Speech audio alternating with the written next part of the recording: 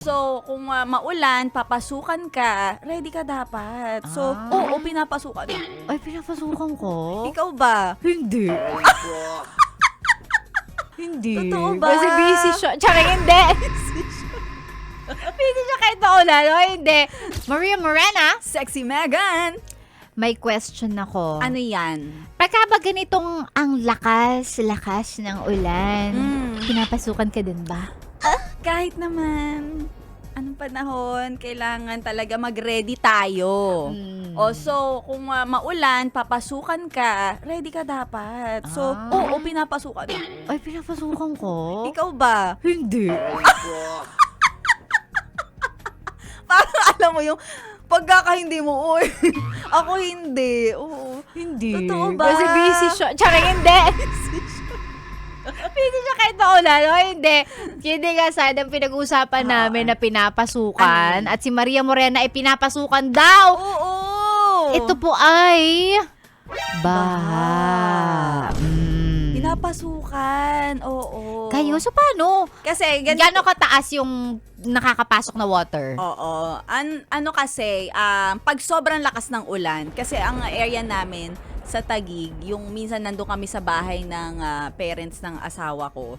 So doon yung part na kung saan kapag walang tigil yung ulan, like halimbawa 3 oras tuloy-tuloy, ang lakas. Tumataas na yung tubig. So umaabot sa may ano lang naman, sa may bandang siguro mga talampakan lang. Mababa lang, hindi naman naabot sa tuhod.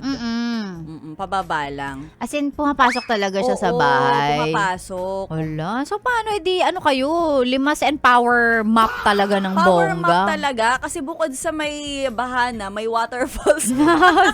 Kasi tumutulo. Oo. Kasi nga naman yan, kapag umuulan, naghahanap talaga ng mga mapapasukan yung tubig. Tutulo na yan sa kisame, sa mga gilid-gilid ng dingding. So, ayan, aligaga ang lahat. O, ano unahin natin? Correct. Ano itataas natin? Oo, ano na? Ganon. Oo, so, diba? isa yun sa mga struggles talaga kapag alam mong etong rainy season. So, magkakaroon na naman ng pagbaha.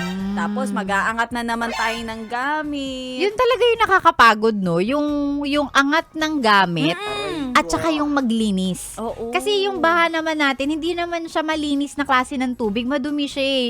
Naalala ko dati sa amin. Hindi naman kami laging binabaha sa Cainta nung nasa Cainta pa ako. Pero pag kasi yung tubig doon, parang galing sa bundok. So kulay chocolate siya. Oo. So hindi siya yung parang kasi galing sa estero lang. Kulay chocolate siya. So parang alam mo talagang sobrang tubig siya somewhere galing sa bundok.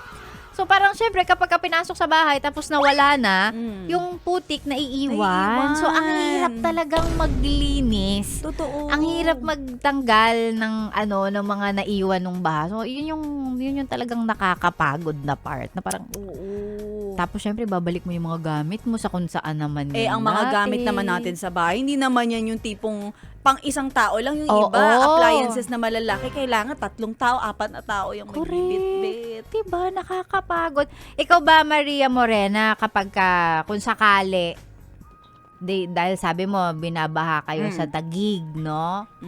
Gusto mo ba lumipat ng bahay?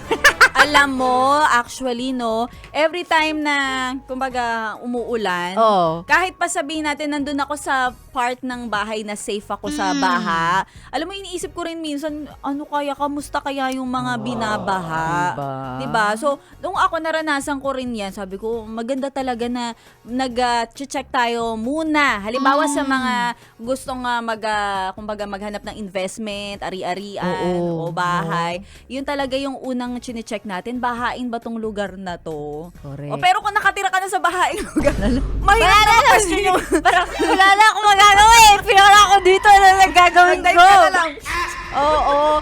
Ang nakikita ko, yung ginagawa ng mga nakikita ko na wala, para mag-adapt na lang kasi hindi naman talaga sila makalipat, diba? Totoo. Of course, tayo gugustuhin natin. Ayaw natin doon sa bahaing lugar. Ang ginagawa na lang talaga nila, makikita mo sa bahay eh. Pag wala masyado talagang gamit sa walang masyadong gamit sa first floor. Sa first floor. Alam mo talagang binabaha kayo or binabaha sila kasi para wala din sila masyadong inaangat na gamit. Oo. Sa Kaibigan bagay, akong ganyan eh. Correct, may mga ganyan, garahe, tapos yung ibang gamit na, kumbaga alam nilang Okay lang bahay mabasa. sila.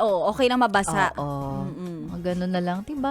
Ang saklap ng kailangan nating gawing adjustment para sa mga Kaya ano, nga, sa hanggang mga kailan? ganyan. Hanggang Diba? kailan ba?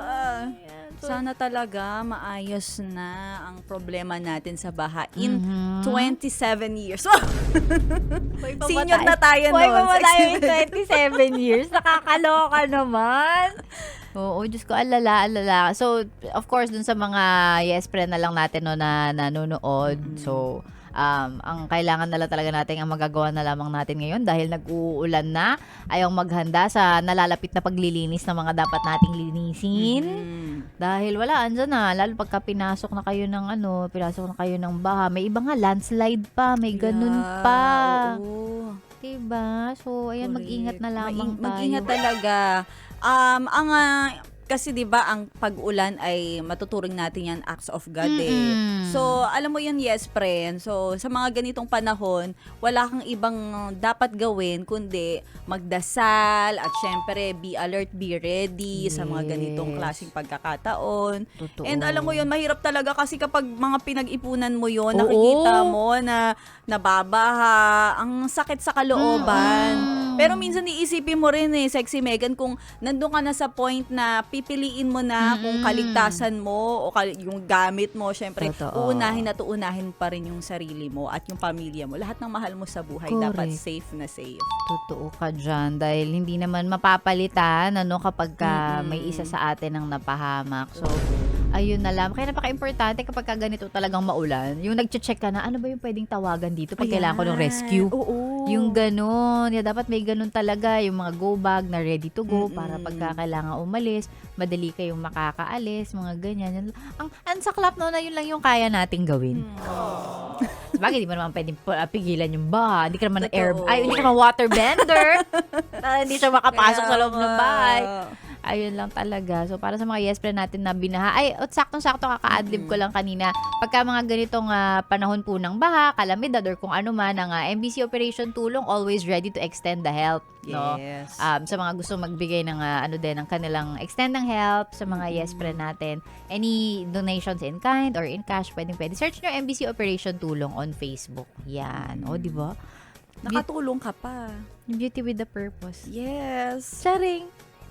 Ano pang ginagawa mo dito, ha? Sinasabi ko na nga ba eh. Solid yes friend ka talaga. Dahil nandito ka na rin lang, sige na, Mag-like at mag-comment ka na. Mag-subscribe ka na rin at i-click ang notification bell. Para mapasali ka sa mga kalokohan namin. Bawal na bawal mag-no dito, ha? Kasi yes to yes!